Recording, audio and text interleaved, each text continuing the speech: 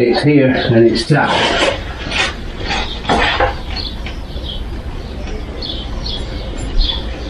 I'm just going to start putting on these little rubberized clips, the little 8mm onto this plinth. Plenty of holes for them to go in. There's one. In we go.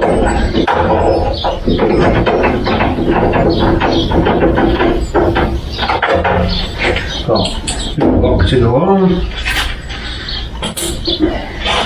One boot lock. In she goes. Feed that in. It was a little bit tricky feeding these in. There we go, right? Trim off it first before we do that.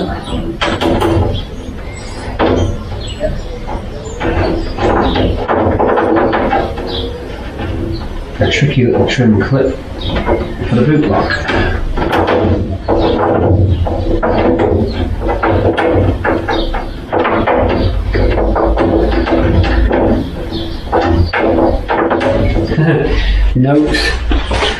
Note to self, don't put rear applique on before the boot lock.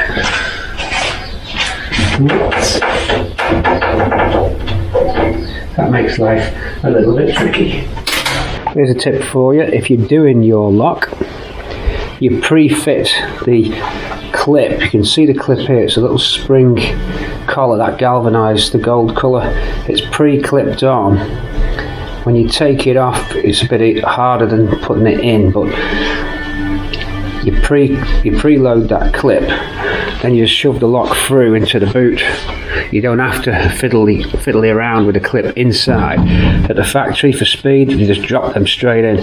When you're taking it off, of course, you've got to unpick that clip from the inside, but for assembly, it just pops straight in. So it's one thing I learned the hard way on Ruby. Subsequent cars, I was fiddling around in the boot trying to put that clip on, and I realised, no, at the factory they want speed, bang, straight in. Okay, thought I'd share that with you. I shall show you what I mean. That's ready. Poof. No, I need two hands to get it, but there you go, did it. Little smack and in it goes. Well, that's how you do your boot lock the easy way. And then put the plinth on. Okay. Right, Richard's arrived, my super duper handyman for the day here for the clips. He's our mechanic, he's our welder, and he's going to help me with these clips here now.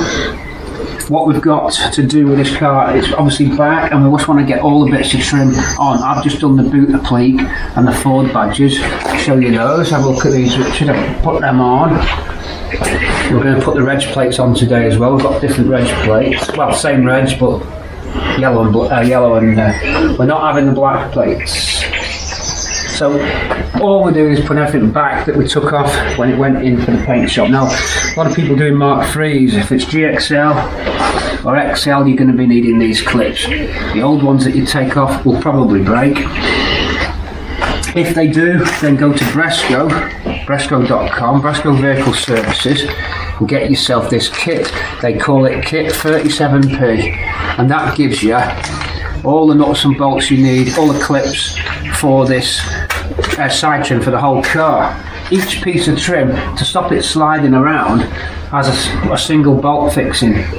So it's all these plastic claw clips, but one is a bolt fixing, which are included in the kit. You slide them into the back of the trim. A rubber sealing washer is included to stop water ingress. These don't have the rubber washers, of course, because the plastic expands out, locks the clip on. It's quite a tricky process. Now, here's the key to it. These clips are sort of moulded, and I can't push that pin, so it needs a bit of force to knock that pin through and break the seal. So that's where you put your hand at the back of the panel, it's where you need someone to help you. So you put your hand at the back of the panel there to stop it flexing. Then I used a cut-off screwdriver here, so it's a flat end onto the pin, and it's usually 2 strikes. One breaks the seal, and the second one normally sends the pin in flush. Then you're ready to get your trim piece, hook it on at the top, and it feels wrong, but you have to snap it on and off it goes. It's shown on all my other Cortina builds. We're doing a panel at a time, so we'll actually get a piece of trim now and actually get it clipped on, then do the same along each door. We've got the manual which tells us the position of the bolt hole. It's not critical.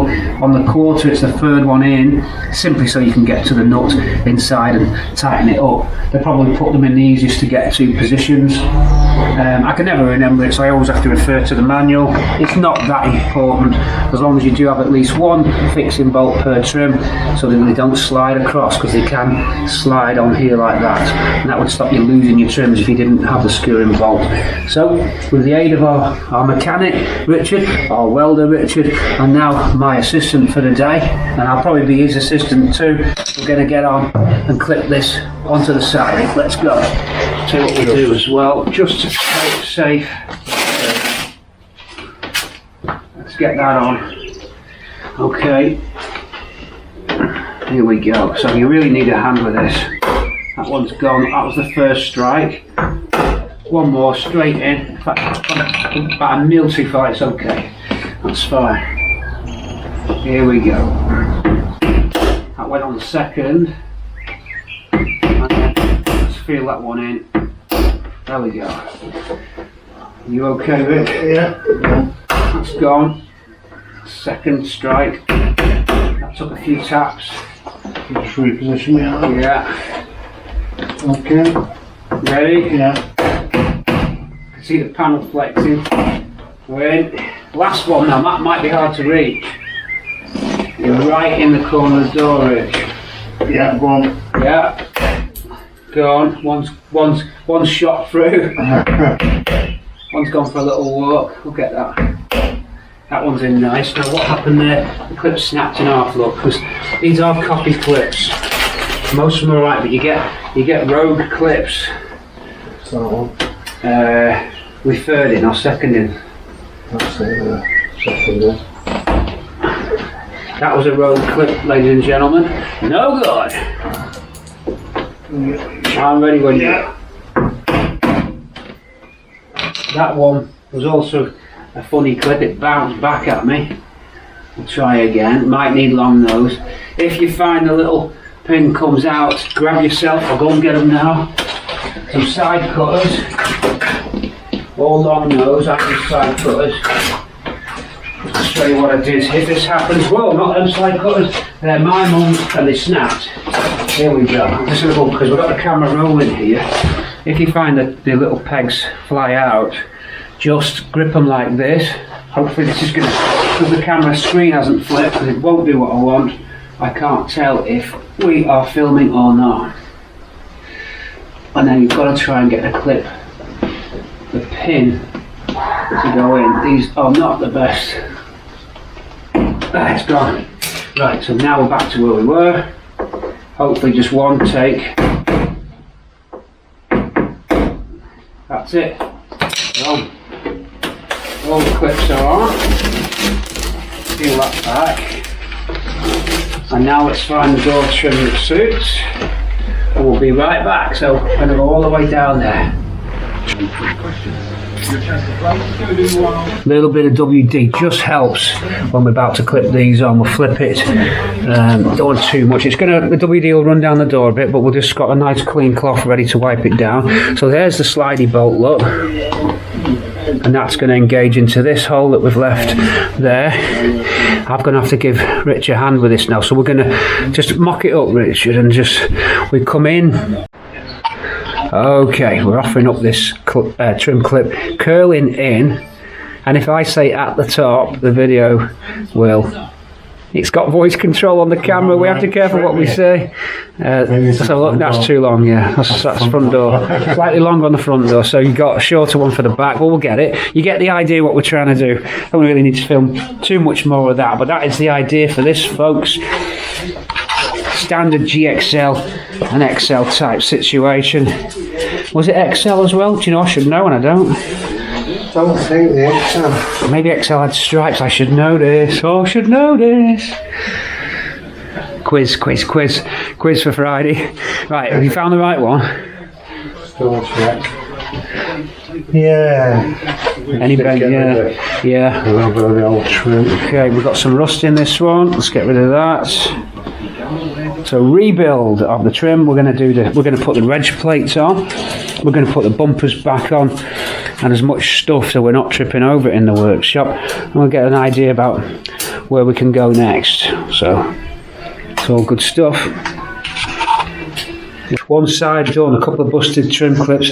Aren't they rubbish, Richard? 100% rubbish. Well, they're still worth getting from Resto. I mean, the T-bolts are okay.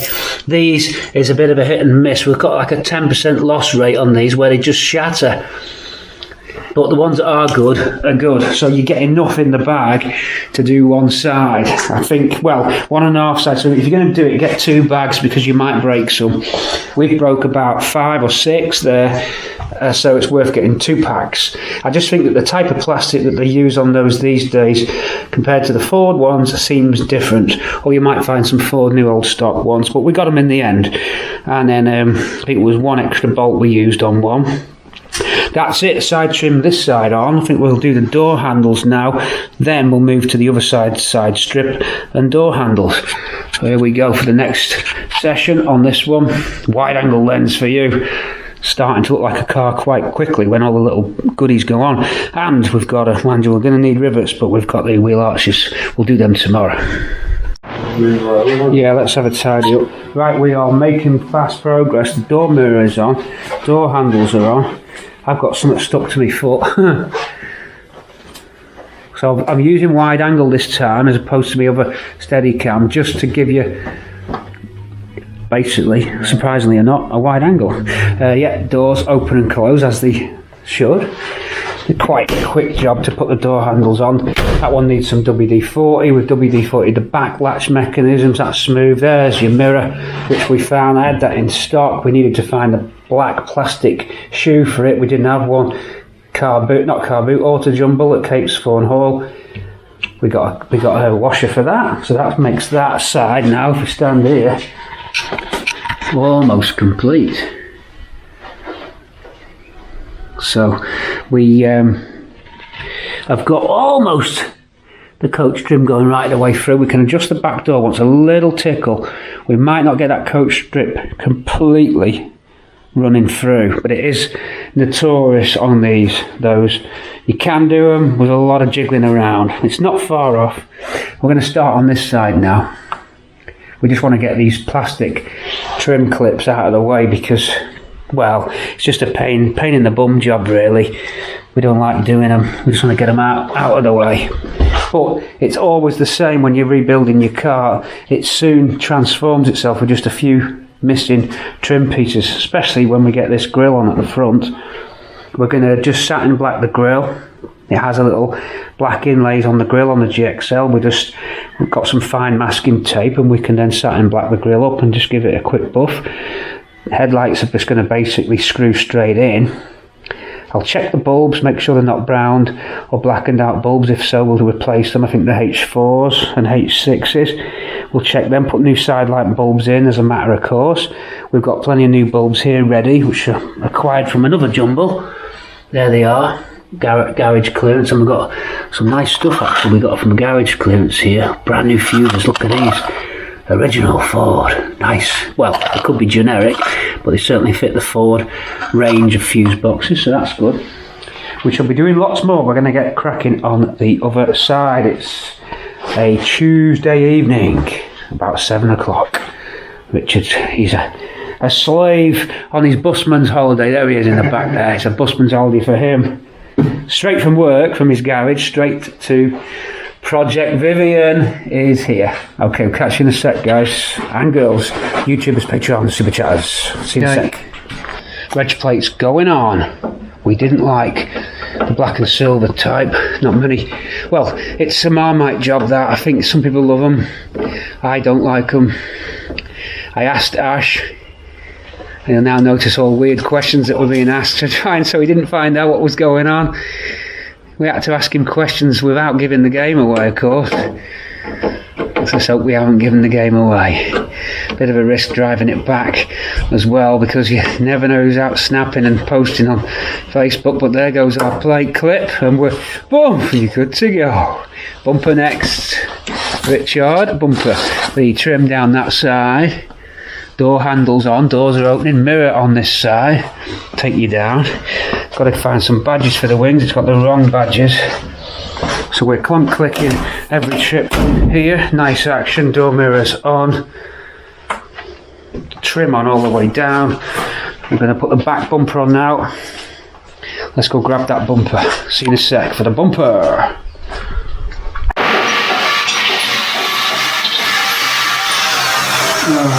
Where's the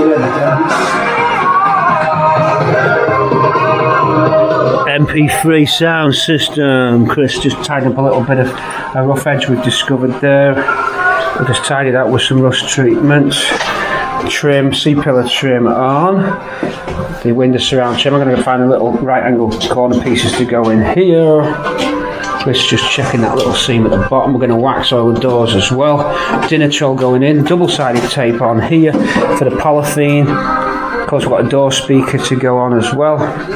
Door cards Chris has straightened out the best that we can. Some new door trim clips to fit. And that's the doors. A little bit of red treatment here. Remember, the paint shop didn't do inside for the price we were on. So we didn't go inside of the door shuts for this paint job, so we're just tidying it up the best we can do. As always with this project, it is a little compromise of time, money, and what we can realistically achieve. Also leaving Ash some hobbies and projects for him to do. We don't want to do everything.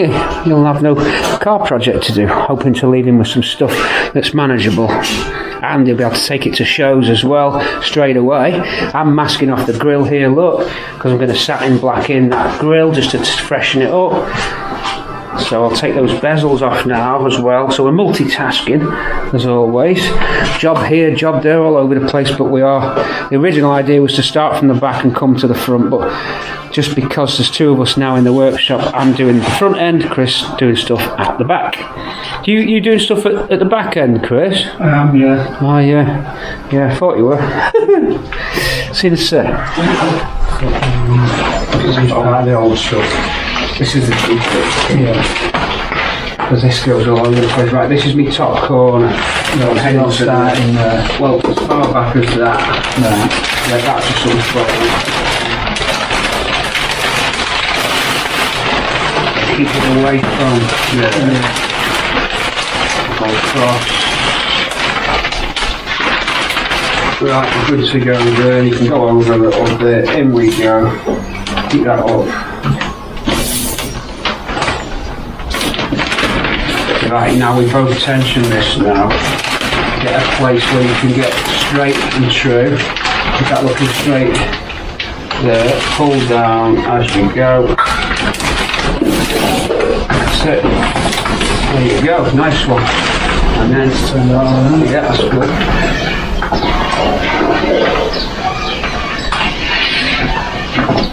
We go there.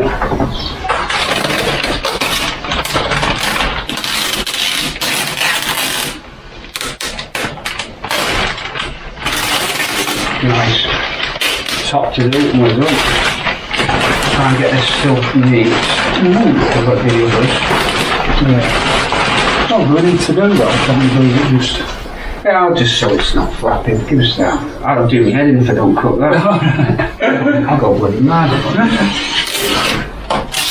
Oh yeah. Then a little cross there like that. Push that. Foam on the top. That's already in there. Then we've got to now slit this open, push it in, and we just take round it. So I just do it like this. Okay, yeah, we can't polythene in the back of the speaker for draft proofing, and you might have spotted it. I didn't at the time, but at least I realise now, because of the base reflex of the speaker, it's going to use the door as its base cabinet. If you were to polythene the back of it, it will be the speaker will be stifled, so we've got to let it use the door card as the resonant chamber or the bass reflex cabinet. It's not tuned. It's not a tuned space, but you know you get the bass from the door. Speaker wise on it should come on straight away. This because the radio's running. Must have got it on copy. Right. Be wary that the back of your arse will be straight into the camera. That's a different size spade.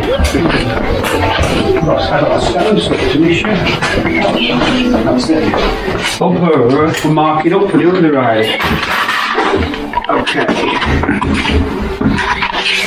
The bumper's totally greased and treated. Grease the inside of the iron so that it slides in easier. Put tape on the outside of your wing so you don't catch it as you're coming in.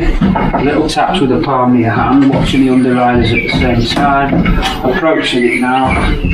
Going in nice, very nice.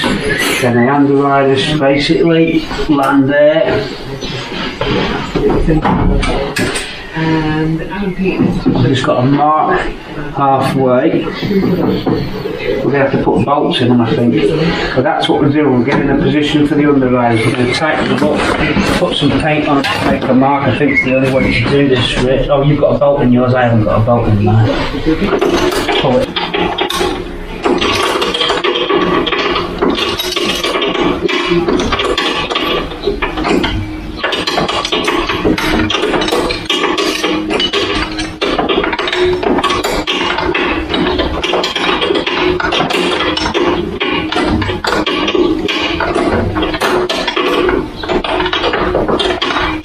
Pull this trigger and we're good to go. Oops, not. But we've got a bent pipe here. We'll have to watch that. Hold on. Whoops. Need to unbend the pipe. Yeah, this has got a kink in it.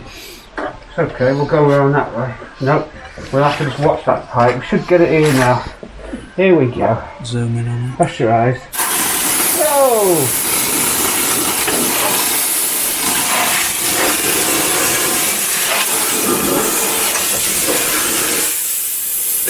And you have this ready, of course. And that's it. That's that door done. There are the seams. Very thin stuff, so that will now, you've always got every towel underneath, so that will just go into every crevice at the bottom of the door only. And mainly these doors only really rot at the bottoms. You never really see them rot above that point. Whenever you get a door, no matter what condition it's in, it's always the bottom that's fallen out of it. So for the purposes of what we need, that's now protected. Yep. Just a quick blast and we were good to go. Okay.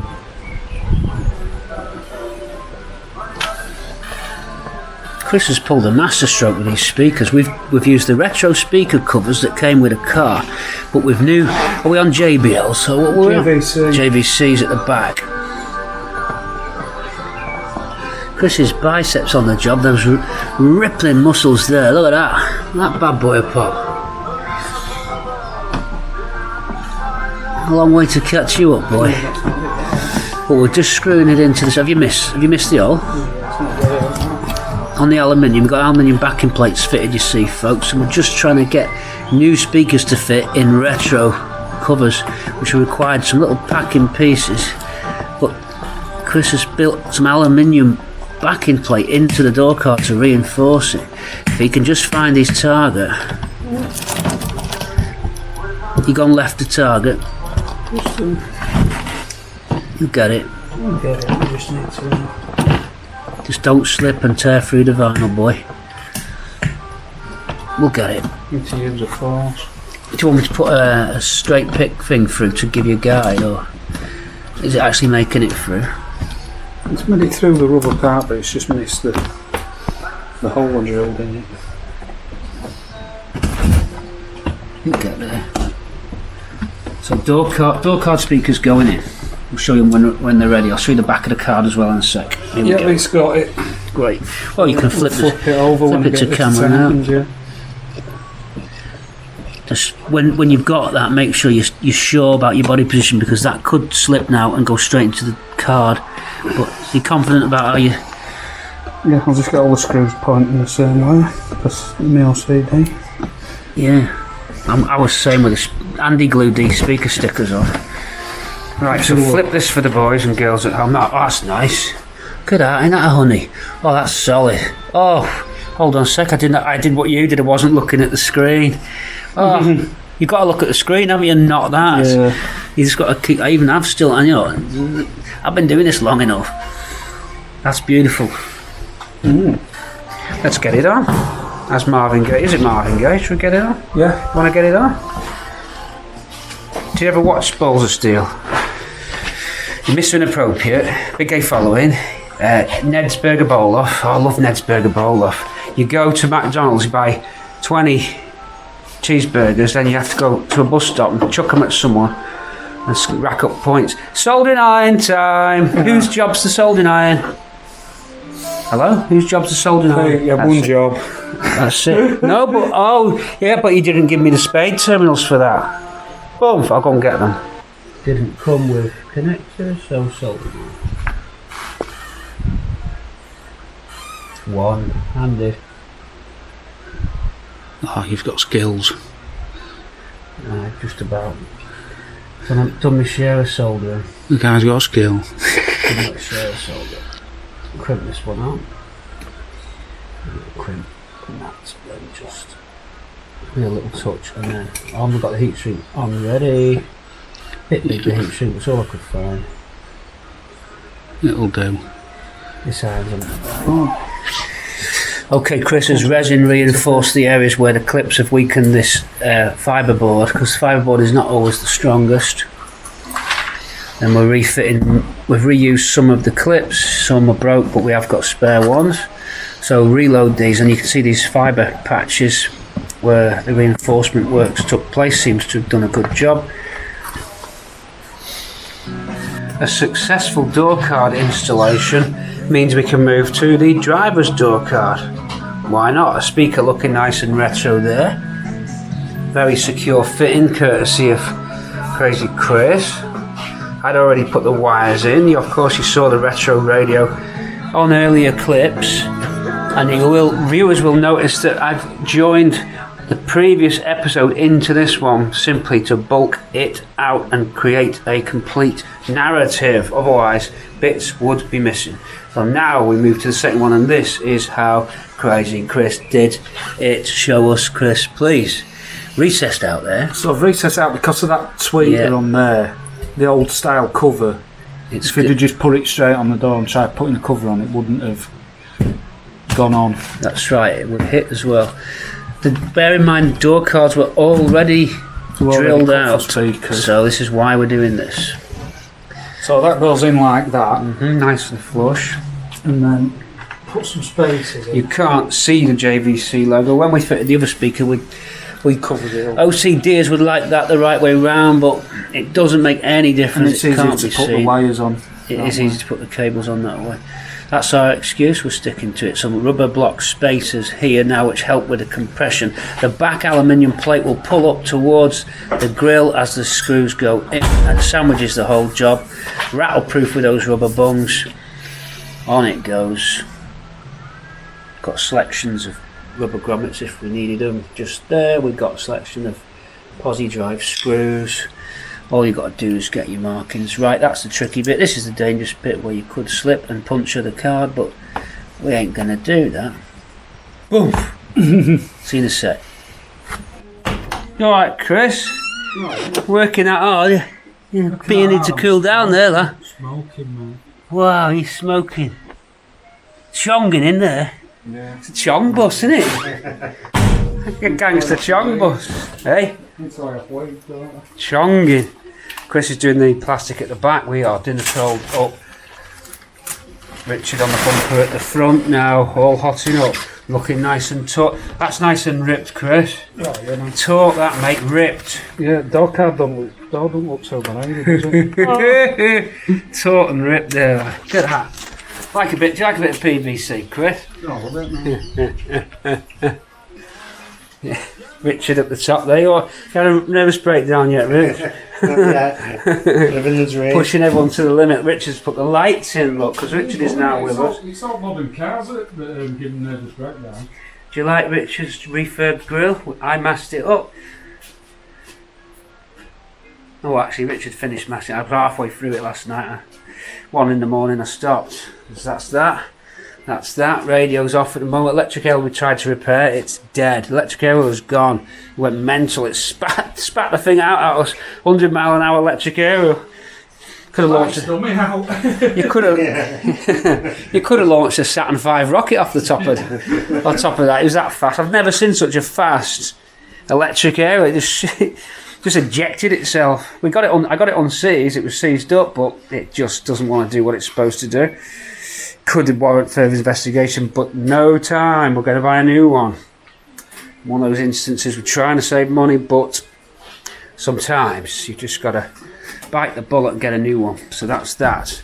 Interior's kind of like looking nice now. You heard those door speakers running just before. That door card on. Plastic on the back is on. Dinner troll on the back. Passenger side is on. Door cards imminently to be fitted. And that's it. Update for now. Me and Richard now on the bumper with just VE 514L. That's the rust killing solution. Good stuff from rust.co.uk. Comes in a little bottle. It's a milky solution. Stops rust dead. Also known as Q Rust. Same formula. You might know it as Q Rust. It's cheaper from rust.co.uk. We shall not fit the grille until the bumper slides on. The corner bolts on this bumper are snapped off, so we're only fixing the central irons and then marking out for the lower bolt points for the underriders. Of course, we had a new valance nicely there, looking nicely there, stone chipped in. We need to mark the valance so that we can put the 13mm head bolts in from the back and the bottom of the bumper riders. Before we do that, me and Richard will now make a template, cut some plastic sheet which we use for the sort of scuff pads. I'll call them scuff pads. They're to stop the underriders scratching the valance. And in this drawer you'll see that I have saved little offcuts of plastic bottles. It's white plastic.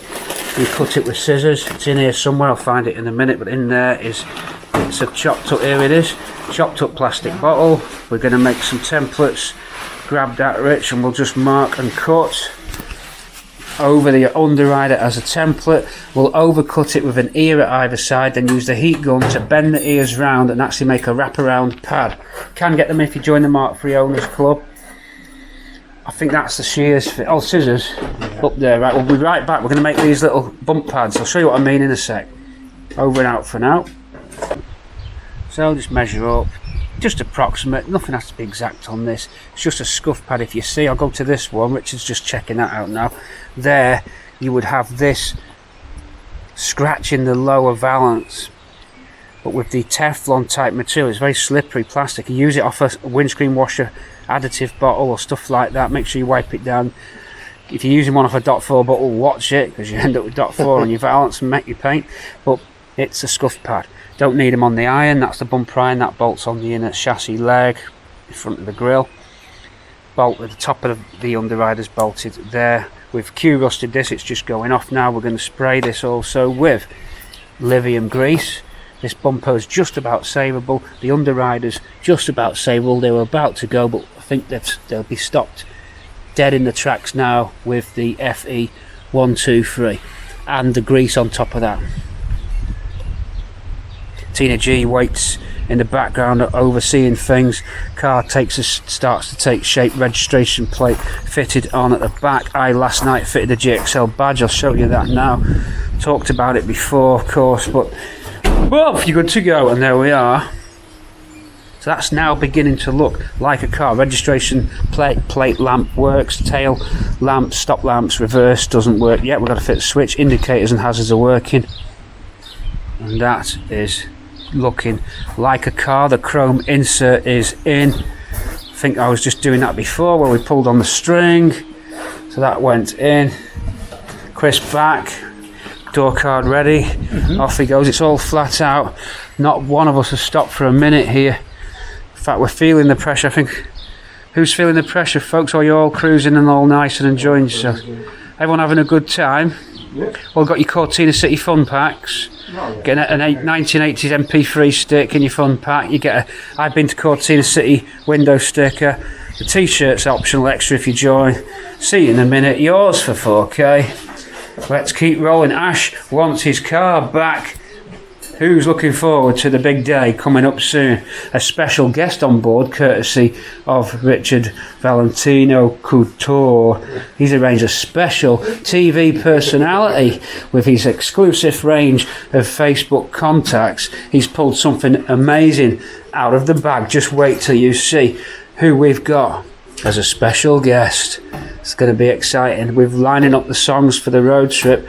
The Sweets, Blockbuster, Simple Minds, I Travel, and a few other classic but not well known songs, but really when you hear them you think, I wish I'd have heard that one before. Chris is going to be practicing some drum rolls as well. If he doesn't have a meltdown over an electric aerial, who knows? Let's just hope the central locking does not malfunction or Ash is locked in the garage. Catch you in a sec. Bumper on, grille going in. Just got to guide the tabs in. This way, Mr. Richard. I'm gonna might have to give Rich a hand with this, but Yeah, go on.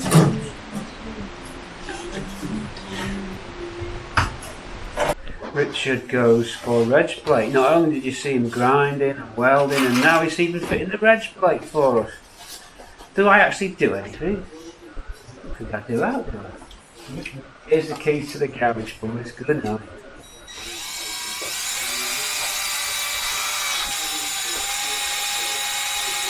Am I the manager then? Yeah. It's going to be looking like a car in a minute, Chris. Look, got the lights on, the GXL badge on, got the bumper on, the underriders, the headlights, 4 letters on the bonnet screwed on, bonnet caps on, bonnet bump stops on. You've done the door cards, we'll go and look at them in a minute. We'll just get this on. We've got some white caps, we'll have to find them, some screws, and then we're going to go take it out to the garage. Chris is driving to the garage. Richard's already eaten, I think, but me and Chris are going to get a how's your father. So a sight of food brings a smile to his face every time, guaranteed. He was stressing over the door cards, but he's alright now. He's come back down to earth. And look, he's been busy. Do you like what we've done with the place? Yeah. The interior's looking like a Cortina interior these days. Do you drink Yorkshire tea these days? No.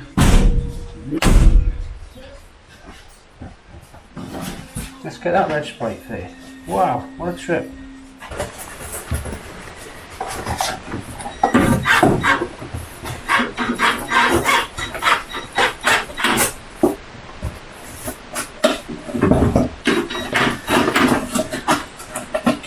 Go, Vivian. I've never stalled it ever.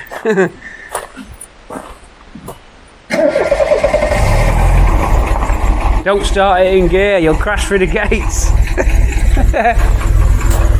Remember, it's got no park inhibit, so never start until you're in park, or you'll be straight through. Let's go.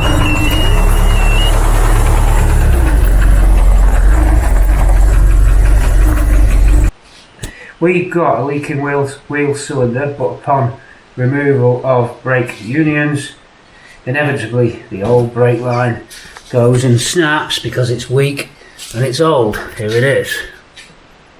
Why is it not passing in front of the lens? There it is, it is passing in front of the lens. Weak and old, no good. So that requires making a new piece of brake pipe for Vivian and a new wheel cylinder because that one's gone. So we recruit Richard on to the pipe straightener. He's on the pipe straightener, rolling along this. You've seen this in other videos, on other restoration films where we build up the brake lines. This tool, a very handy tool to have. Just stay still for a sec. Oh, where the hell's the camera gone? Hang on. There we go. Sorry about that, the camera has a habit of wandering. That's the brake, it's just a load of little wheels. Shove it on the pipe.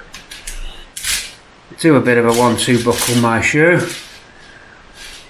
Bit of backward and forward motion. Right hand's always better. Depends if you're left or right handed. Pump it hard. Richard's rippling muscles pumping that there.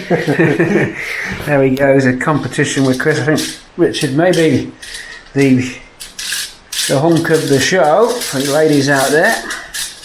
We think we provide for everybody. We've got the calendars, we've got the hunks, we got the footage, we got the parts, we got the Cortinas, we got a bit for everybody. We got the ladies there for the lads.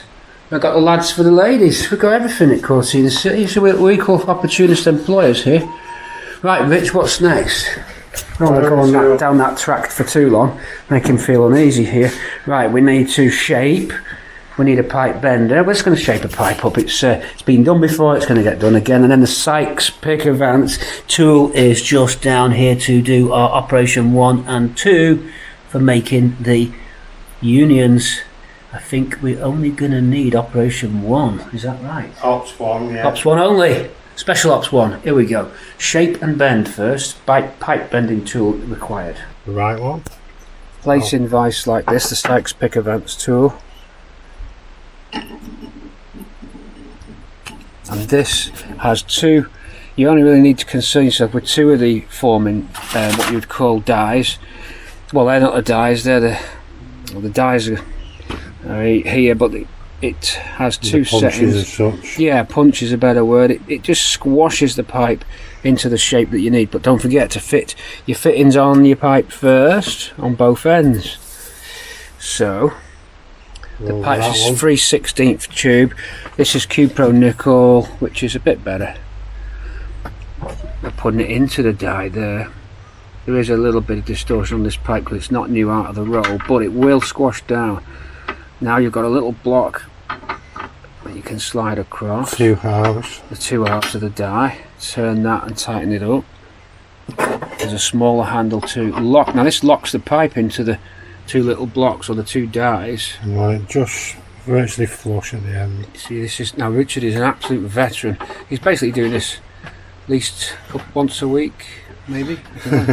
Once a day. Oh my god! Oh my god! Right, so up one, and he uses the same tool.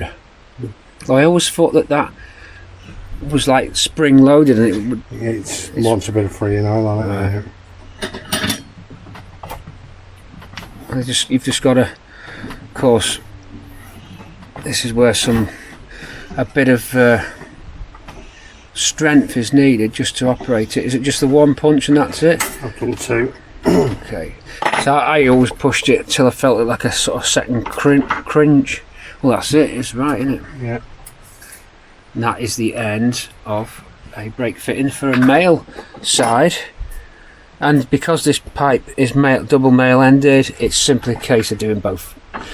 If we're going to do a female, you would use, I think you go up one then up two, so you do it in two stages. You change the die for up two, which makes a much deeper cup shape into the copper. I have covered this before, but there's nothing wrong with going over it again. So Vivian's needed a new axle, over axle brake line connector pipe, and this is it. One more operation now, clearing a bit of space. Always make sure you're lined up as well. Yeah, the little nipple of the punch has to engage into the... There is a fault with my unit, that should be spring loaded. Something's gone wrong with it. Push across.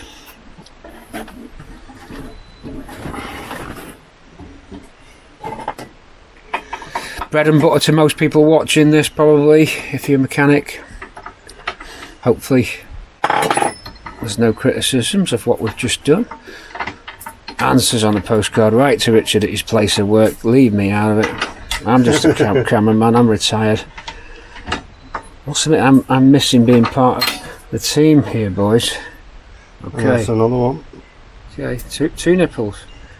Yeah. Time for shaping. Yeah. Time to do the shape. So that's just the two nipples, yeah. Yeah. Not like Scaramanga. He's got three. Don't let anyone keen viewers name the film. It's a 70s film. 70s. Right, put everything back out. Here's our Super Ford by Little Newt. Little Newt's mate made this, a proper Ford brake line tool, which is used to create some very tight curves needed on the caliper end of the car, the front brake caliper end. This is a really special forming tool. I'll show you that another time. Closing up and hauling out. This is Richard Valentino's brake cleaning resurfacing course. Clean down, some solution cleaner. That's the stuff there, yeah, that's the stuff. That's brake cleaner. And the pads, the shoes are fine. Everything's set up fine. This drum was seized on, and as you know, the cylinder was gone. You want to go on? They want to go on. Luckily I had that in stock. So we had no downtime today, which can sometimes happen if you've not got anything. The job can stop dead in its tracks, but luckily we had just enough Q Pro nickel brake line and a cylinder, so let's get it on. Creaky knees time. Yeah, it's all old and knackered creaky knees time. Let's get out and get that fitted.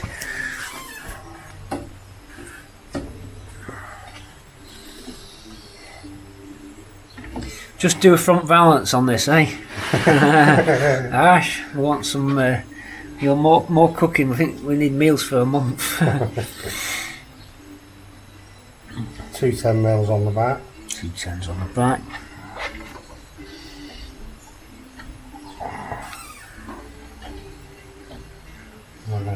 To find them. You can get refurb kits, but cylinders are about £14, so I just found it not worth it. Let's start honing the casings. Yeah, it's To this. get a proper. It's a mess, this one. Here it is.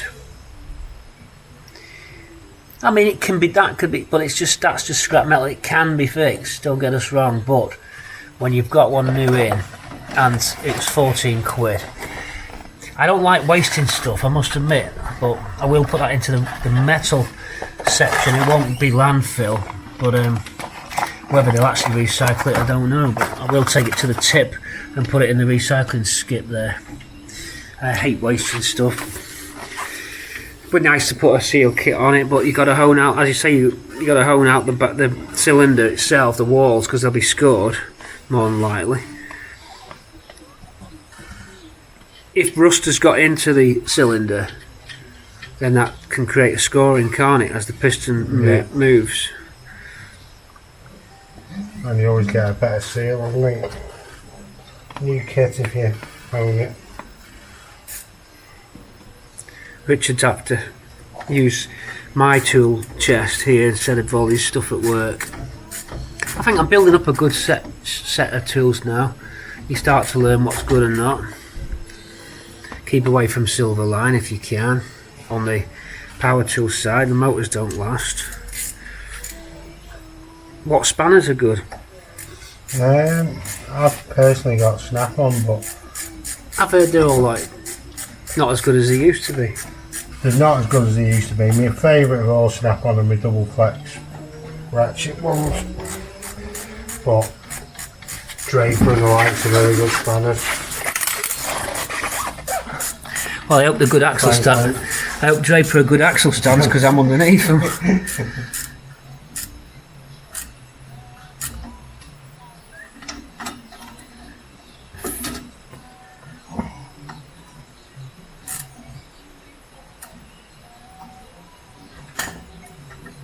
Viewers might wonder what these little buttons are at the back here, and these are your they were just a feeling tool to see what play is in the handbrake. They don't actually perform any action, I don't think. I used to think you pressed them to take up the slack, but I think they're just simply a wear indicator or an adjustment indicator. Here's a little tricky bit now. You can pull on that pipe, there is room. Have I got slot? Do you want a bit more? I can pull you plenty. Yeah. I might switch off the camera. Richard needs a little bit more tube. I'm going to just assist him and push this in. We're almost an exact fit here. We'll be right back. We're just getting that nipple into the back of the cylinder there. Let me give him a hand. Okay, with lots of work done last night in terms of wheel arch trims and the new refurbed Mexico wheels going on, Richard did that arch trim. We're now jacked up to do the arch trims at the front. There's some dust plates need fitting. They were removed, never refitted. We didn't take them off, they were already off. So we've got to get this front arch trim on. We're running out of time. We've got a Tuesday deadline. a special guest as well as meeting us on Tuesday from the television. All will be revealed, but we're on and making good progress until I noticed a drip of oil on the floor. Never noticed it at any other time. It's decided to start doing it on its own. Taking a deep breath, because Houston, we have a problem. We've got a major problem. Let me get the torch and just show you how gargantuan and potentially disastrous this could be. And you better get ready for this. I've never seen anything like it. Are you ready? I'm picking up, I'm a little bit happier today than I have been. You'll have noticed, possibly. Tone was down a bit, but it's peaks and waves. Houston, we have a problem. An oil leak. Look on the floor there for this oil leak. So me and Richard, we inspect around and find a dry sump, no leak from the back of the crankcase seal. That heads me up to the gearbox, but it's not gearbox oil, so it's not a gearbox leak. Or is it? And this is where it gets interesting. As a matter of course, we check the dipstick. Now, bear in mind the auto box works. I think you know what's coming, don't you? A dry sump, engine oil on the floor, and it is engine oil, yet a dry engine. So then the brain says, where is the next place oil can come from if it's not from the engine? Answer, nowhere. Second option, where's the only other repository of oil? Gearbox, but that's ATF. Well, it is. If you put ATF in the gearbox, oh my god, it's full of engine oil. The gearbox is running on engine oil. Oh my god. Oh good lord. What the? Oh my good god. What the? Whoa! Whoa! Oh my! It's engine oil. It's an automatic, but it's been driving. What? I'll wait till Richard gets back. I'll have to tell Richard. He's gone to get some ATF just to think we're topping it up. Oh no, we've got a deadline. Could the gearbox be trashed? Was this a way of selling the car to Ash so that it would run? Is this like the sawdust in the gearbox job on a manual box? Fill your clunky manual box up with sawdust, stick it on Auto Trader and sell. Do you do the same with an automatic box? I'm going to go and Google this straight away. Engine oil in an auto box. This is a Borg Warner 35 box. We have got a spare box out of Bramble. It can be done, but we are running out of time for our deadline. So folks, stop press. Engine oil in the auto. Join me upside down as we fit the new park inhibit and reverse switch. Going to put my hands on it. They're right in the middle of your screens. Now, you don't have a spanner attachment, so I'm going in with some long nose. Gently grip the end of it. Fragile unit, so be careful how you go. This operates reverse switch, reverse lamps, and operates the inhibit circuit of the starter solenoid. On this replacement, we've got larger Lucas, so I've had to recrimp different Lucar connectors there, and the gearbox oil is draining away. I've drained the majority off. We've got a leak around the car somewhere that looked like engine oil, but I think it's actually gearbox oil. But the gearbox oil looks of a very odd consistency. It's certainly dark brown. It's the colour of old engine oil almost. Smells, doesn't really smell very ATF-y. It must be. This couldn't have been topped up with engine oil surely, but it feels like engine oil. It does smell ATF-y though, I must admit. think it is ATF, it's just browned off, but it did look very much like, initially when I poured this and I drained it, it looked very much like old engine oil coming out of there. We've got a leak, so it is an ATF leak. It's looking like the sump bolt gasket, the sump gasket perhaps on this. So we're going to have to look into that.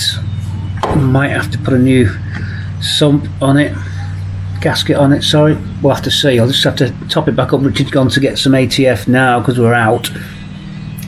But when he sees the colour of this and the condition of this oil here, I think Richard's going to be surprised.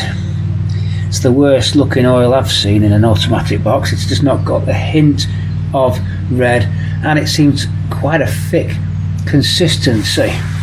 We shall have to see. In the meantime, I will bolt up this switch here and get it done and get it wired, and check the reverse and inhibit circuit now works, because you could start this in any gear, which is very dangerous, because you could be in reverse, accidentally start the car and fly out into oncoming traffic. Consequently, the same, you could go forward and knock someone over. So it had to be done. Very dangerous not to have inhibit switch on an auto. Let's get them wires connected. I'll carry on winding that in and then connect it up and see if it works. But yeah, we've got two things going on. We were just supposed to be doing the arch trims here, and then we've spotted this oil leak. So Houston, we have a small problem here. Try again. If you don't fit reverse switches properly, this is the problem with them. You've got to wind it to just the right point, otherwise when you select gear it rams it up past its break point and then sends it too far back. We'll have to try and knock that back out. It's not working at the moment, and no wonder why. Brand new reverse switch, not going right. I did it on Tina G recently, I should know better, but Richard's back. Here he is. Look, he's been out across town to get what? ATF. To replace. This is what I took out. Have a look at this. It's a black hole down here, but just, what do you think? See what you make of that. I wasn't sure if it was an engine oil or what.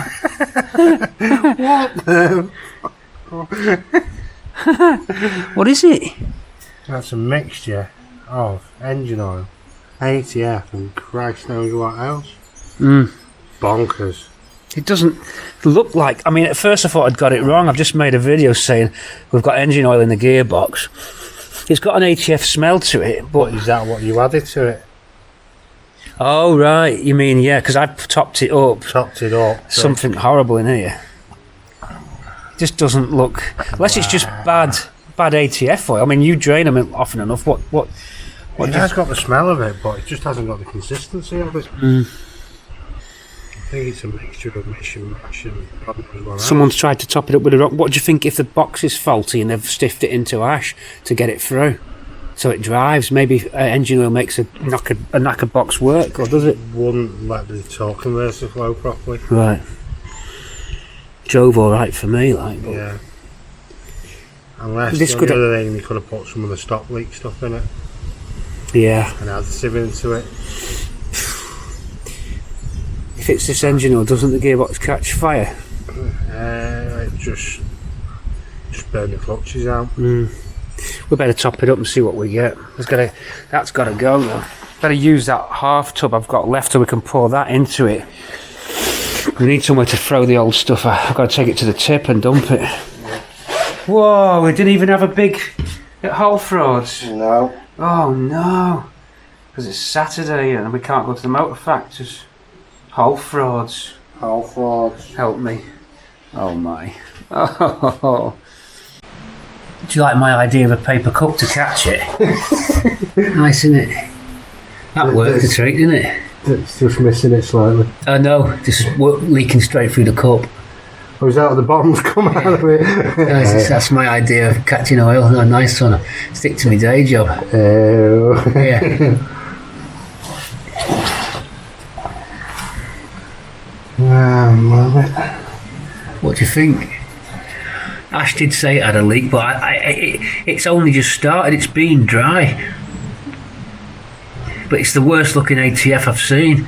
It's not even got a hint of red to it. I'm just hoping It's not it's so thin and the consistency's not right that when we put fresh in. Yeah. It might not leak past. Yeah. Failing that, we had to try some stop leak in it. What was the...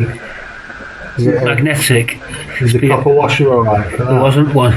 Wasn't a copper washer on No, no. When was that? It's been weak in there. Or does it have... Is it The leak seemed to come from further beyond that, although it could run from that perhaps. Very difficult to say till you wash something down again. Yeah. You'll have to jet wash it down. I think with rags more than anything, Right, because of that spray. Yeah, because jet wash might contaminate the box. No, not because it can contaminate, it's easy just to dry local areas. Right. We'll have it on stand and run it and go through it, somewhere with the foot on the brake and just go through the gears. Okay. Yet another job delegated to Richard because Pete's chickened it. I've got the reverse switch in, but I can't get the 19 lock nut. Have you found the method, Richard? Yeah. You're on here still. What method have you found that I didn't find? Years of experience is the answer. What did you find? Just a case of jiggling. Jiggling the spot. Well, how come I couldn't jiggle it? Don't open your mouth in the right spot. Right. You know. I just couldn't jiggle it. I ain't got the jiggle. I thought I had the jiggle. That's no good though. If you don't get your switch right, it either binds up. What we've done is we've slowly turned the inhibit and reverse light switch until the reverse lights are on. Then there's a little lock nut, and now it shouldn't start. I'm not going to try it until Richard's out of the car, of course, obviously, but let's just... On there, we're in reverse here.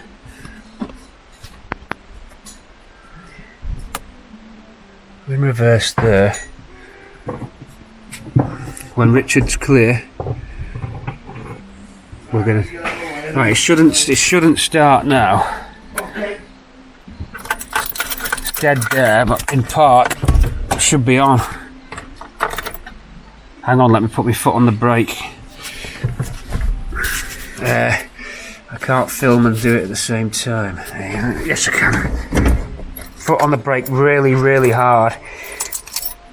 Yep, we are inhibited. Double check, in reverse, shouldn't start. Foot on the brake, shouldn't start. Yep, inhibit is working, we're off.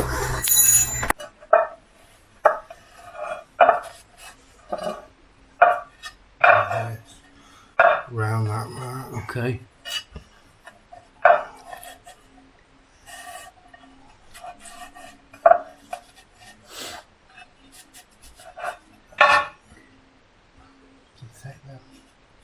I know.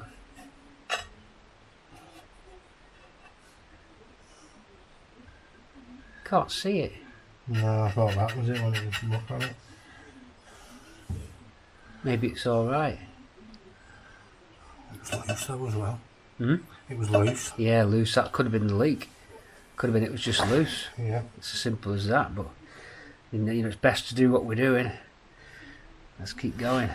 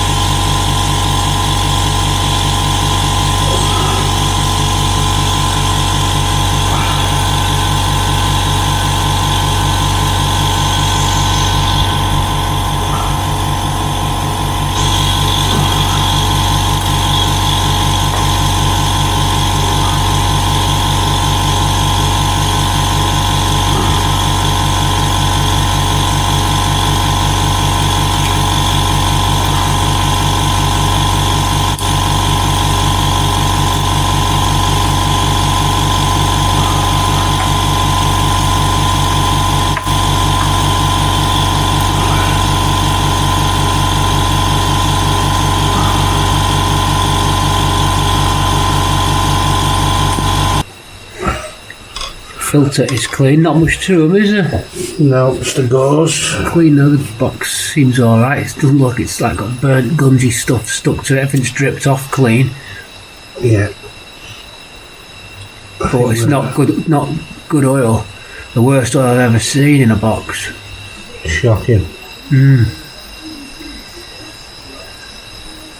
Who knows when it was last serviced? Let's just hope that it's just, we don't think it was cracked now, that the scratch lines seem to be in the moulding. We compared it to the other one, but we think that this wasn't sealed properly on the gasket. It's the most likely cause. Whenever someone says a leaking gearbox, you're usually saying here's your sump gasket, alright, and this had blobs of silicone sealant on it, so someone's tried to glue it up before. We're going to clean it off and stag seal it and then put it back together. There's nothing else we can do. We've gone all we can with this now.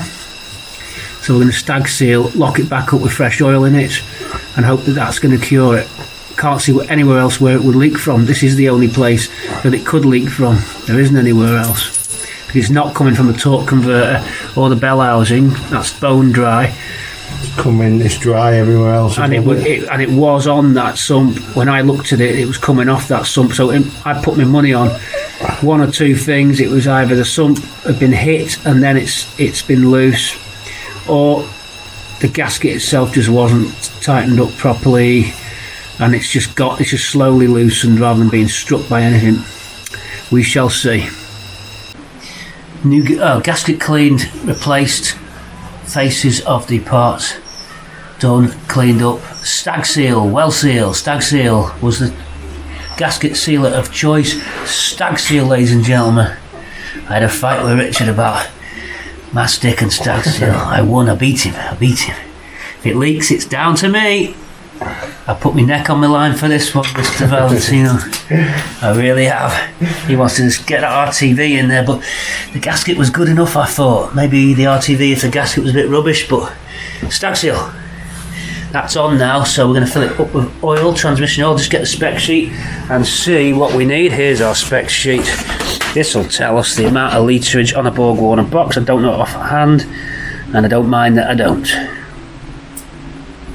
Cortina Mk3, lubricants and capacities, gearbox, auto, 6.5 litres. 6.5 litres. Uh-oh, might not have enough. I'll stand to one side. There's a stunt pilot flying over as well. He's practising engine stalls in the flying school right above in a Cessna. Just went over then do stall starts, whatever they're called. Braver man than me. I've had a few lessons. I'm going to take it up, carry on. I've had a few flying lessons. I've not been in, well I have been in actually, but it wasn't part of the lesson. I've been in on a charter, but I've done a couple of lessons now. Right, we're doing this, we're doing that. I'm hoping it's not going to leak. We'll let you know how it goes.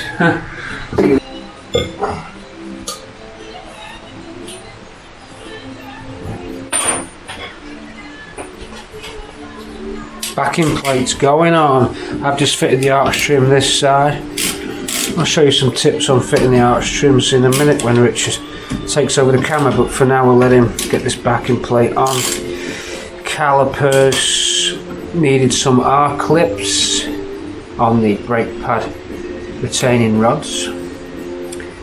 Wheel bearings off for this operation. We'll check that and reset the tension on the bearing. Lock it tight quarter back and you're off. Usual stuff. The large head rivets we use, they're sort of quite a high quality rivet these. 5mm fixing hole for these, or you can go, yeah, 5mm because they're 4/8 rivets. Load into the gun and then we're ready and drilled on the arch. Closing the arch up, trying not to catch the paint. The red oxide paint coating the rivet just helps give a better paint seal. You've got to watch the recoil on this now. Oof! Oh, it always gets me.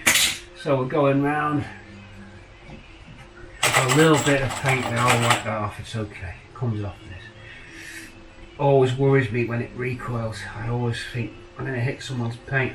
With this not being my car, it's even more nerve-wracking than normal. Well, we got one, here we go. I'll get it this side because the camera gets that better. A little bit will blob out, that's fine. Lock and load, on we go. These rivet guns, pretty strong, but you can see, probably go on this one now. Boom. One more at the bottom.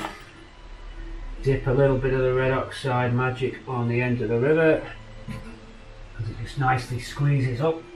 Now that hole should be ready. See why not? It'll be alright. on the night, they say. Maybe this hole's a little bit... It'll be alright on the night. Here we go. We're in. We're locking and we're loading. Oh! Here we go for the recoil. Oh! And I think I got 2 more to go. I'll just dip 1 more for you. You've seen enough. Bit of the amber nectar. This one's slightly out of line. This one's okay, so we'll do this one. Boom! We're in there nicely. That one's a little bit skewed. Someone's not put the right holes in this wing. It's a replacement wing. They've self-tapped it. A little bit of recoil now. Whoa! See you in a sec. Car back on the deck. Richard at the torque. 120 Newton meters, please, for those. Why do I know that? Because Richard's just told me. Torque up your nuts, everybody.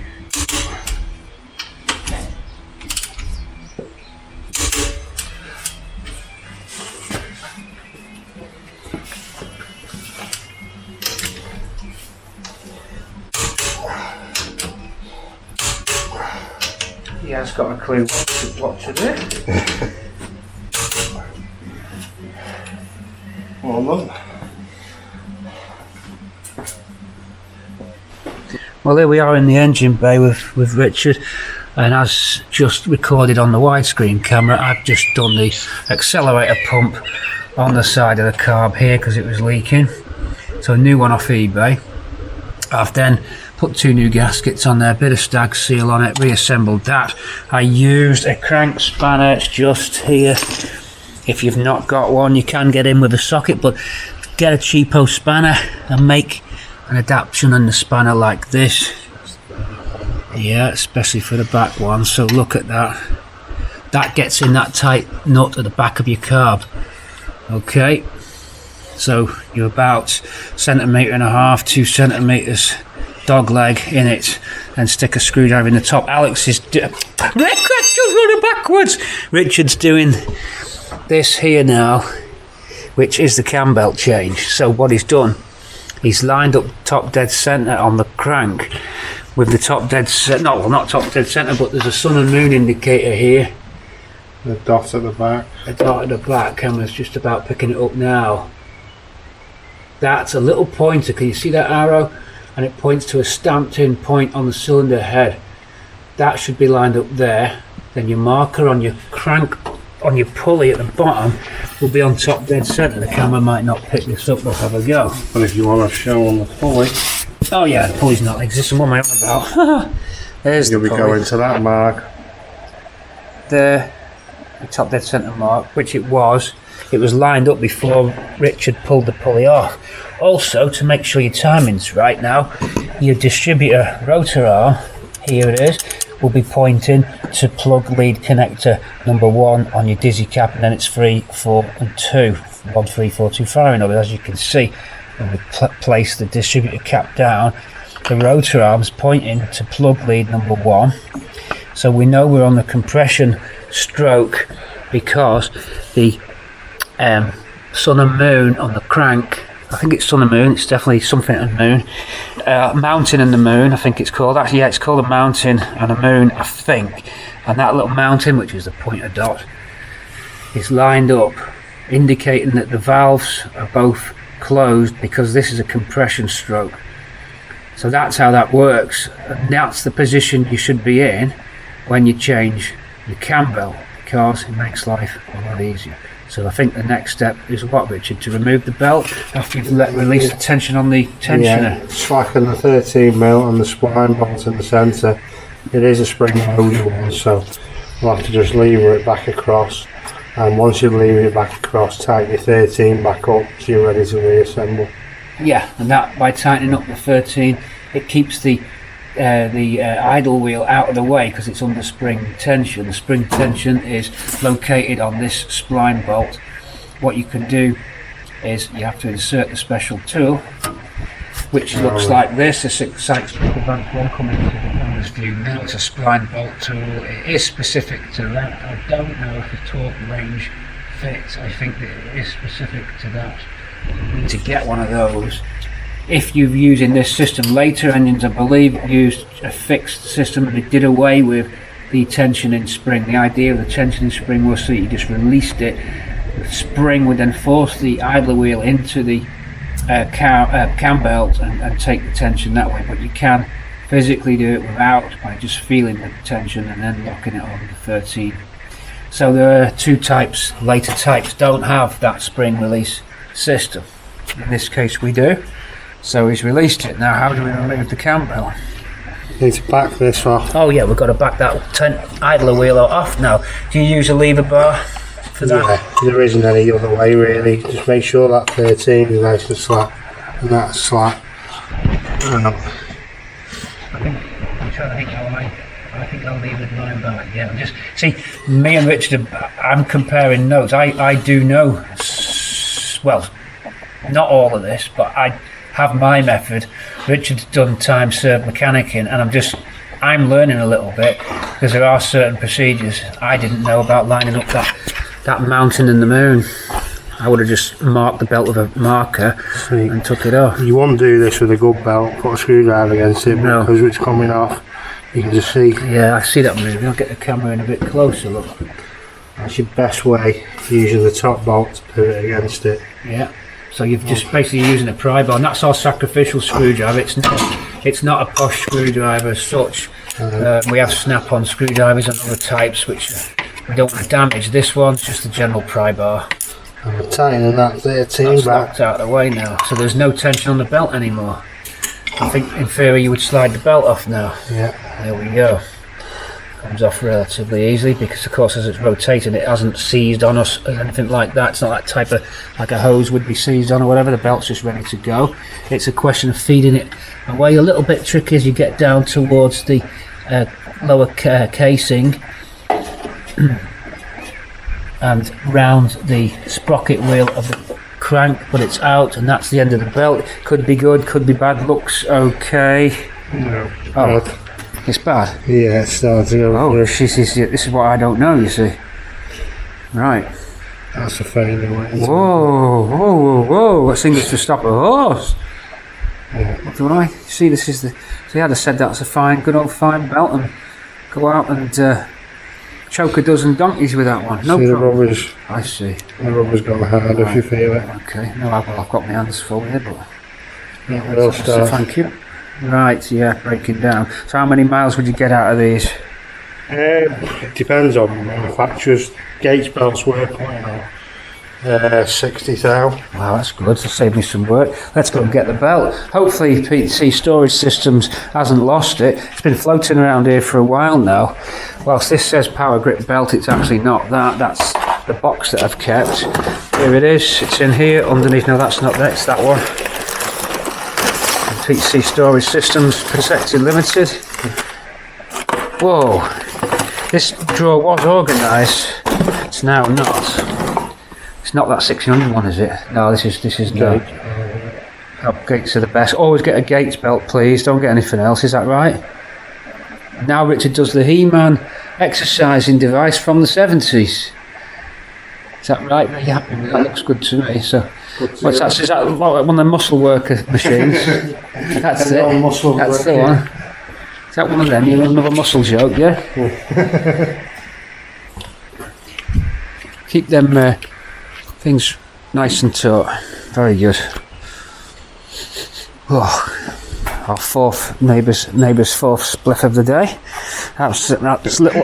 We're in Little Amsterdam today. It's like good old smells of Amsterdam. Ah, lovely stuff.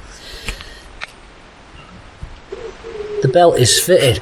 It was fed on just here, across, round that wheel into the back of the tensioner there. Then Richard released the 13mm bolt and the wheel pulls back. He made sure there was no slack on this side first, and this wheel needed turning just a little bit because it was half a tooth. So that got turned. That's the auxiliary sprocket wheel. That gave this side with pretty much no slack in it, so that all the slack is taken up by this idler. I've learnt a little bit today. You do learn something every day. There it is. There's a little magnetic ring and a hole sensor pickup, and that replaces your points. That's all it is. Has a positive feed, the negative output is the switch to the coil, and that is it. You have to put 12 volts to the feed of the unit. It won't work if you take your feed off a ballasted coil, because you'll only have 9 volts. So run a separate 12 volt feed to your AccuSpark unit if you're on a ballast system. To find out if you're on a ballast system, you would look for the grey ballast wire, measure the voltage. You'll see there's around 9 volts, 3 volt voltage drop across the ballast wire. If you've got 9 across your coil with the ignition on, approximately, could be 10, you are unballasted. You should have the same voltage across your coil as the battery if you are non-ballasted, in which case, if you're not ballasted, you can connect the 12 volt feed of the electronic point system to the coil's feed. Okay.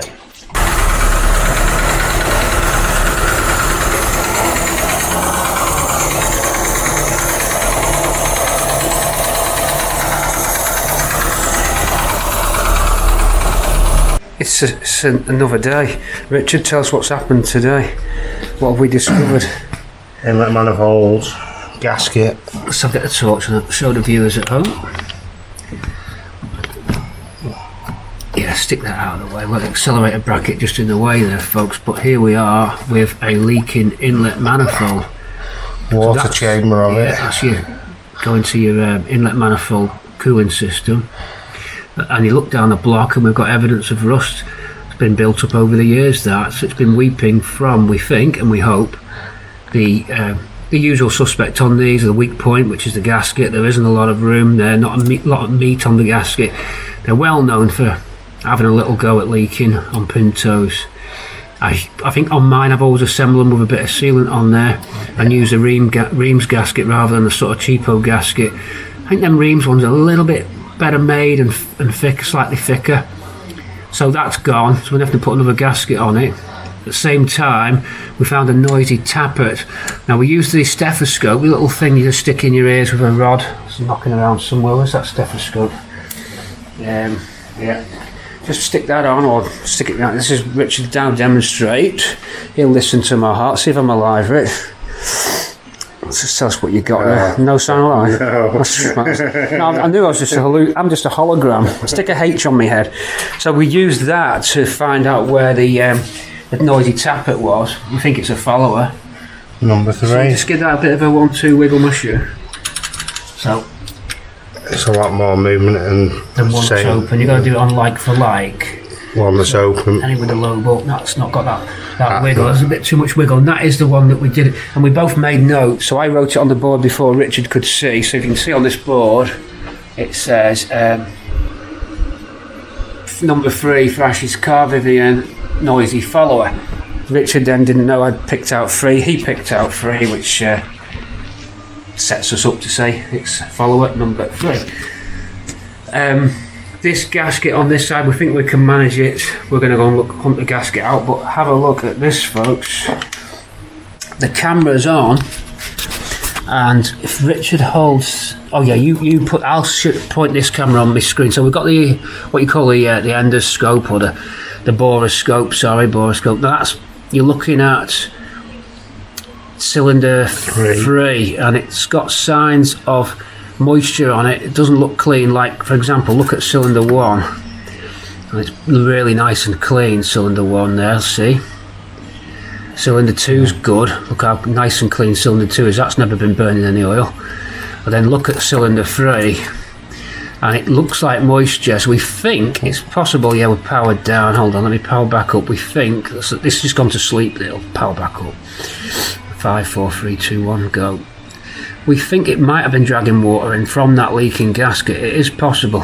So 4's mucky too. Not as bad, but 3's the worst. So that could have made it. It is idling a little bit uneasy. I've done the mixture.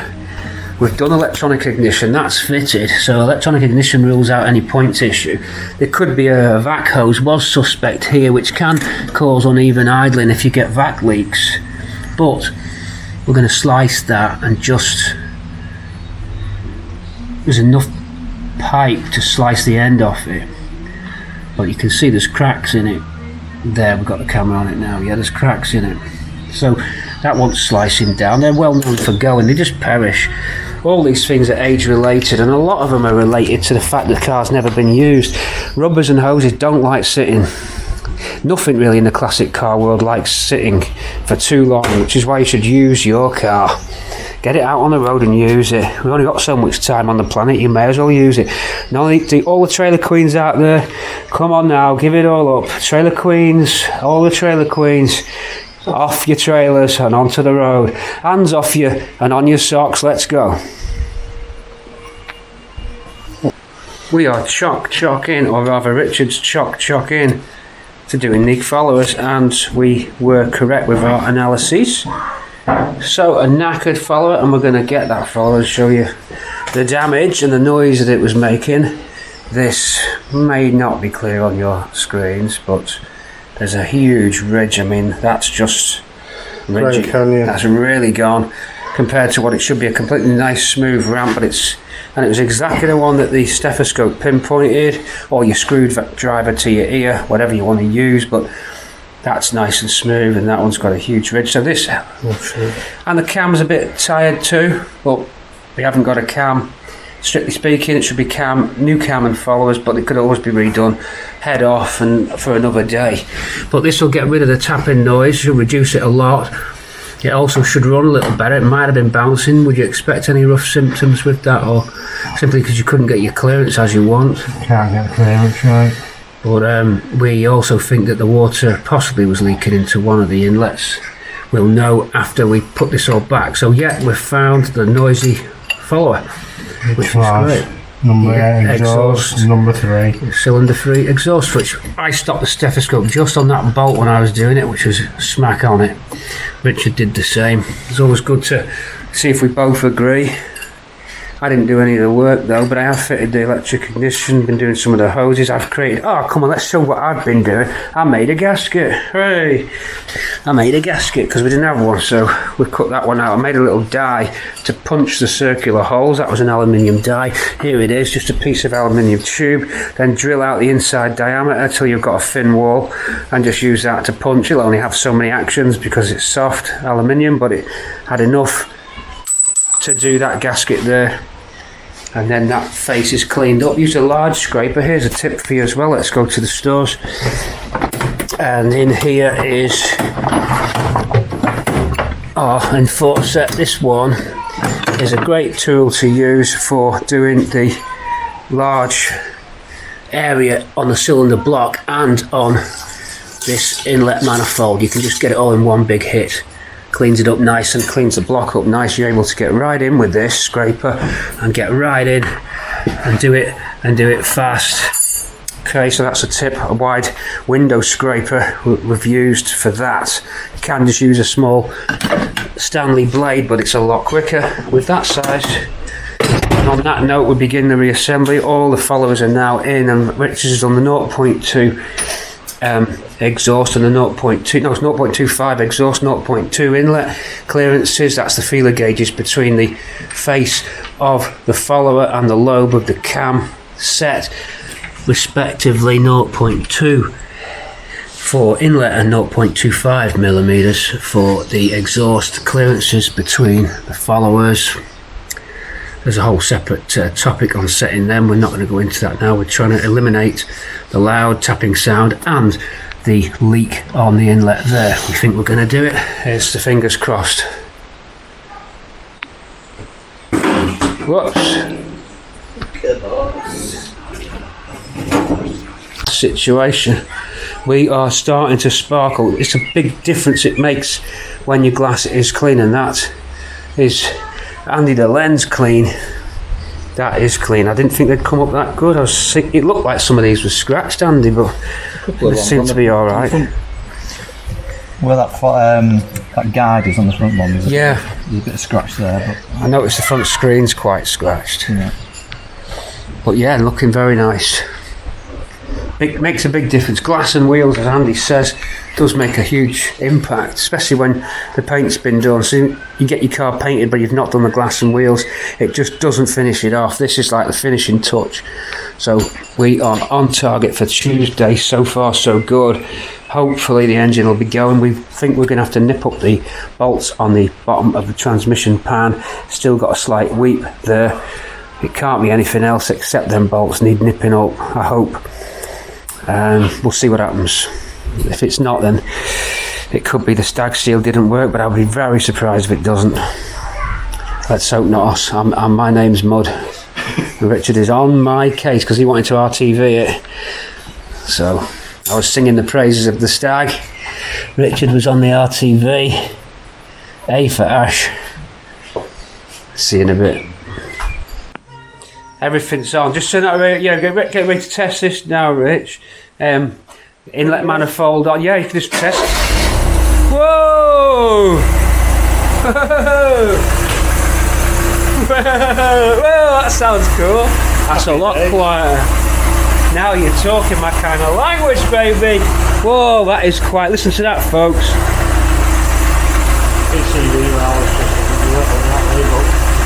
Burning off that oil there, look.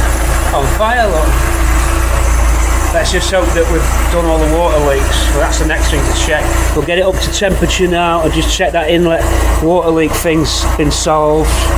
Make sure everything's nipped up tight on the inlet, all our hoses.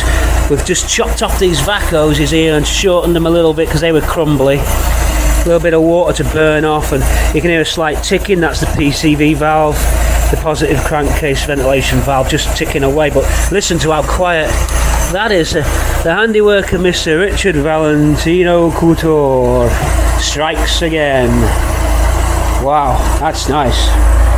Just when you thought it was over, another job broke out. A leaking cylinder on this side now. Plus, really, we just thought we'd replace the shoes and the brake lines, because when you replace the cylinder, the brake lines shear at the back because they're old. So 2 new runs of brake lines now. You can just see them at the back.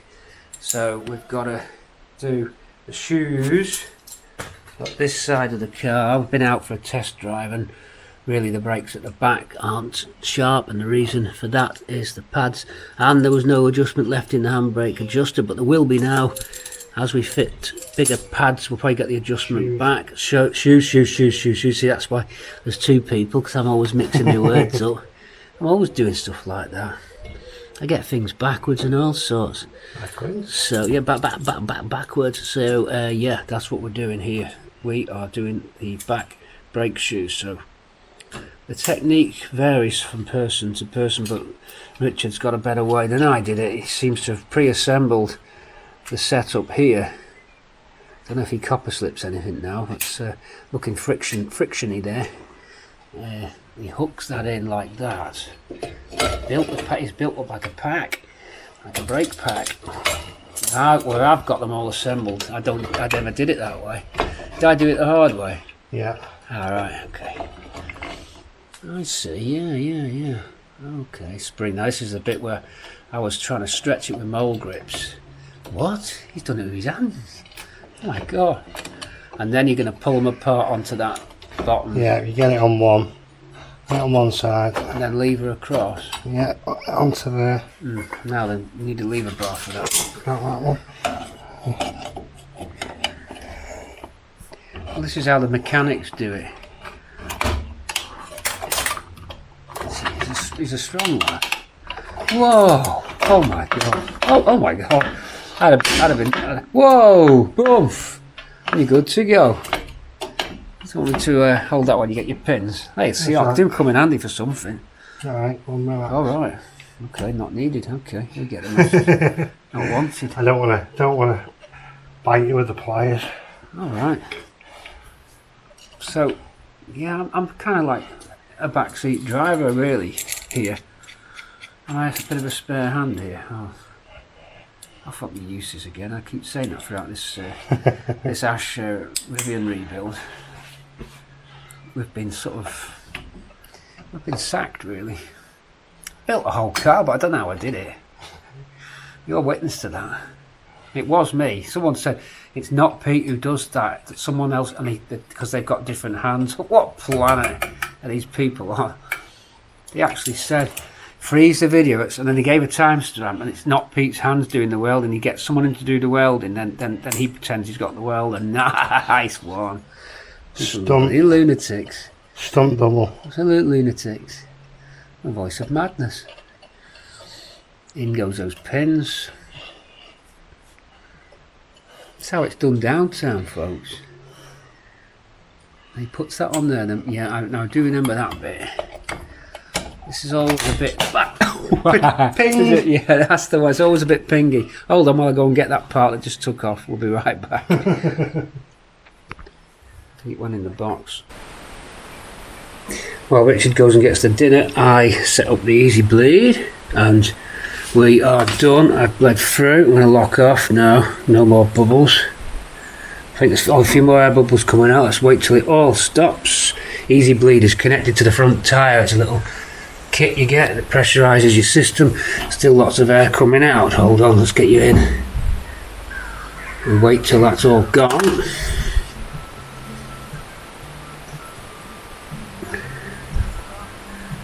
Keep trying until we get no air at all.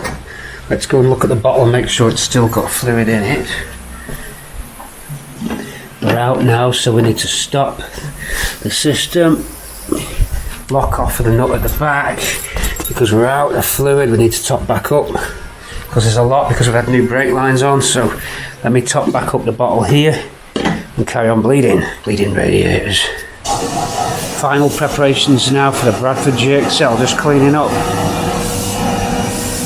just doing a little bit of last minute work. We had to do a rattle on the back. The petrol tank was loose and the parcel shelf was rattling. I've put new clips on the parcel shelf and put some new foam pads on the parcel shelf there because it was rattling. They're now backing out.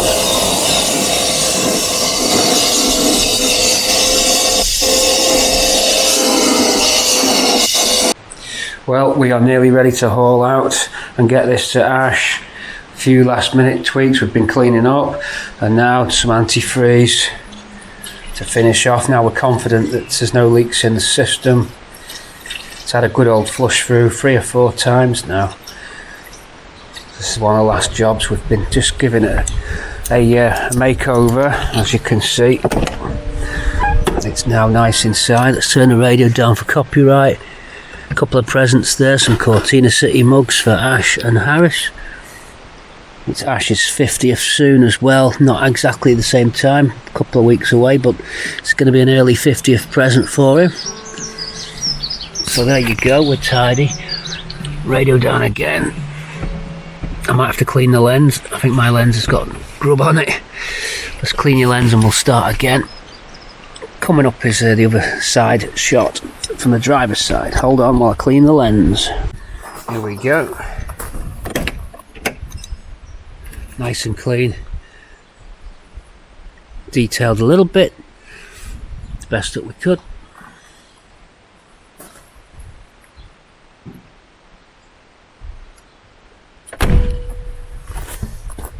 How many litres did it take? Half of that, yeah. Ready to rock.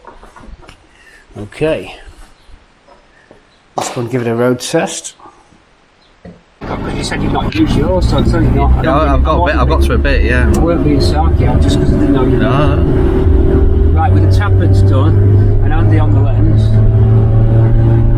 going to the garage. Well, I'll give you a bit more advance then, Richard, yeah? Lines me up, mate. We've got the timing marker tab is broken off, the casting of the engine bottom aluminium casing, and we've not done it, it was just never on. So we're guessing the timing, so we're just going to guess it by power and pinking. So you go for max power until it pinks, then come slightly back till it stops pinking, but under load you need 2 or 3 people in the car to do the pink test.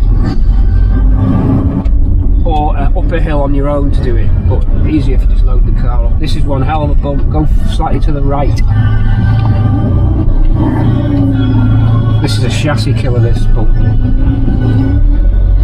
Chris didn't know about it, even though I told him.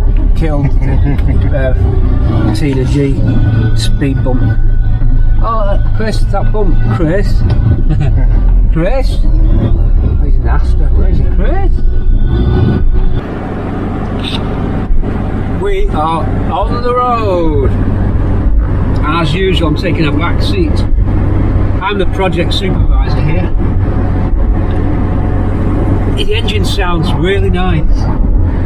Really nice. We're in a 50 zone, but we're going to open it up through the bends in a minute into Holmes Wood. Richard, how is she? Sweet. He's very happy that he got that noisy cam sorted out, because he is our spanner man. Richard is the spanner man. I kind of like lost my way a bit. I don't know who I am anymore. I sort of lost my way. You were on board Vivian for the first official time. I know you've seen me out in a few sneaky clips earlier on in the video, but I've had a bit of a couple of hiccups in my life, but we're back on track. So we've got some good friends around us supporting me, so I've been really happy about that.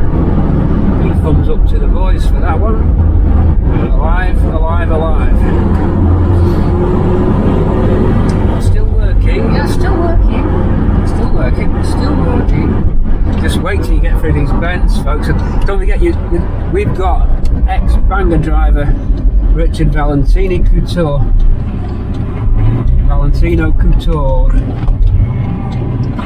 He's thrown Granadas round tracks, Sierras round tracks, Cortinas round tracks. This is just water off the duck's back. It's rolling without the anti-roll bar, mate. It's just, we've got no anti-roll bar. Now we've got some pinking. There's our pinking. Back a touch. There's our pinking. Oh, it's legless.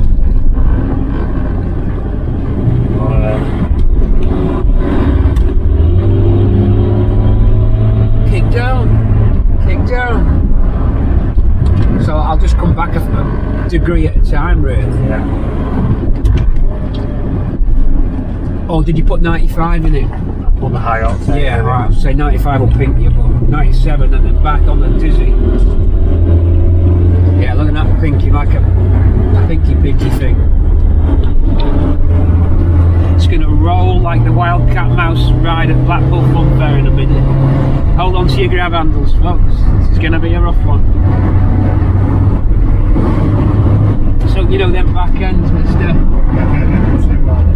Them Rash is watching this when I'm making tuners. Whoa!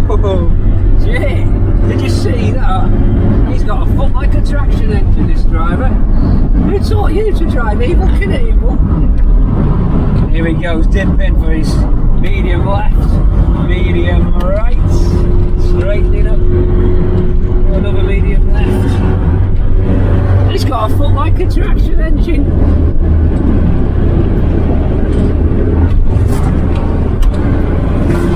We are breaking the car in after probably nearly 20 years off the road. Never mind, actually 7 years, folks.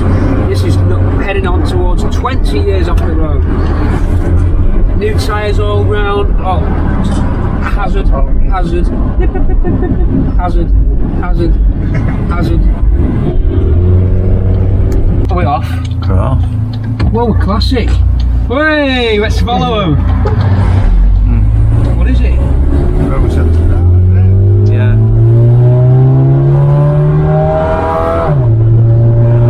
Plenty of power. Did you not have a second choke on? I never heard that noise before. I think you're being very conservative, Richard. Let's take this car. Let's take.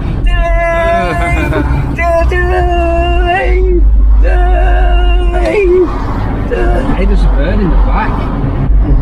Should we take it? And you'll be able to... Yes! Fucking too right! You don't come out the side when I take this on the straight. I'm taking him.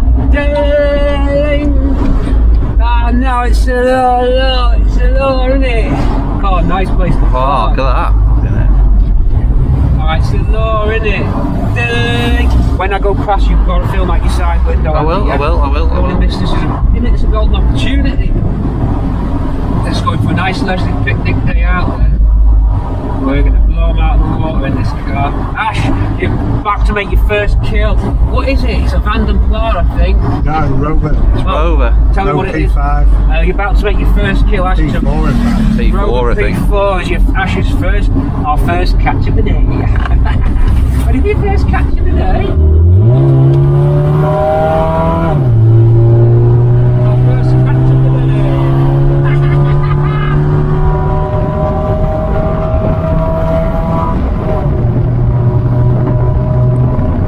Lovely stuff. We took that P4 and blew it out of the water. Oh, no, finished there. Took that P4. How's it feel? Yeah, you've got plenty of sloppy bushes in the back. No roll bar, so we're all. I mean, it's a bit like a boat, not like the planted shocks as well as soft. They want shocks, springs, got cop shocks, cop brakes, cop motor, 250, 340 cubic block, and it's not got a catalytic converter, so running on regular gas. What do you reckon? Is this a new blues wheel or what? Fix a cigarette lighter. Let's try the cigarette lighter. Yeah. Now you're talking my kind of language, baby. There's plenty to go. How's our horns? Okay, that's single tone. You hold it, you get two tones. Kick down's good, Richard. Yeah. I'm sure. Hey, look at that. Shot out like a missile. As I fixed the clasp, put a new clasp on the cigarette lighter. It's just, we're getting there. Still a long way to go. Still a lot to do on the road to Bradford. Who'd have thought it? How long ago do you think it is, folks, since we actually picked it up? Can anyone remember the date, perhaps? Anyone remember the date? Richard? I'm trying to think. That's a good question, actually. It was a Thursday, I know that. I can't hold me up. May, wasn't it? It's less than a month. Is it? Yeah.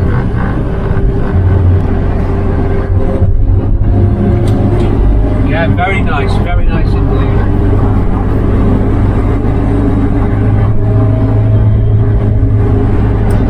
Stop. Tying up some loose ends now, I think.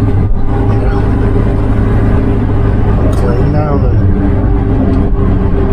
Brakes need cleaning. breathing, yeah. Spongy that. And the back handbrake's got nothing in it at all.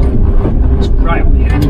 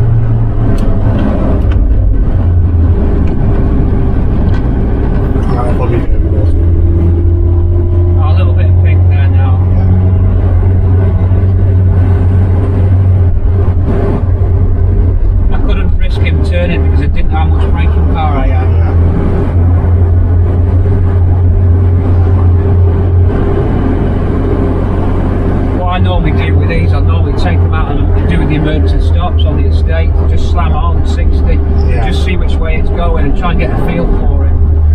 It should lock up pretty, nosedive a little bit. With these springs, it's going to nosedive a bit.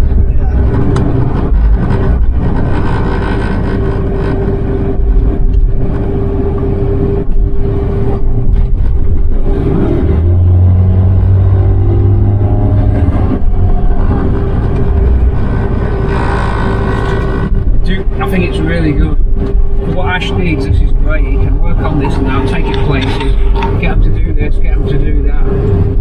Drive it there, can't we?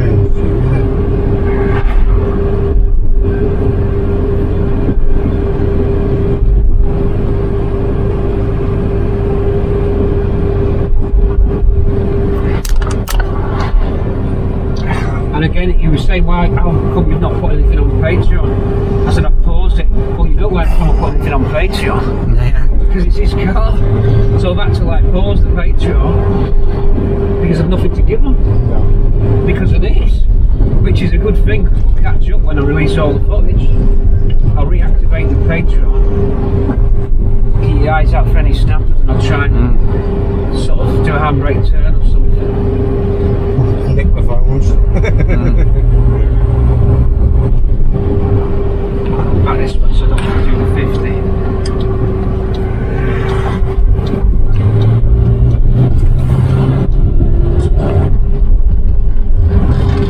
It's got a noisy shelf like Yeah, swampy. I know. Noticed that. And a clunky clunk down.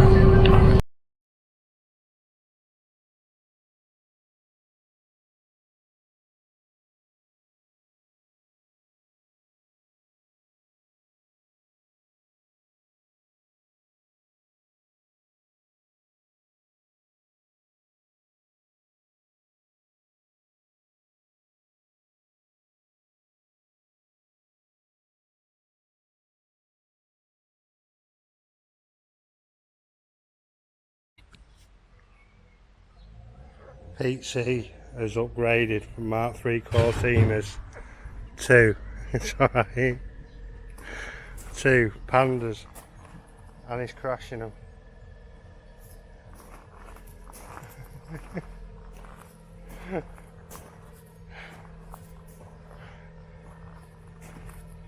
It's roof box. No, it's still there. Something hit then? Yeah, the roof box.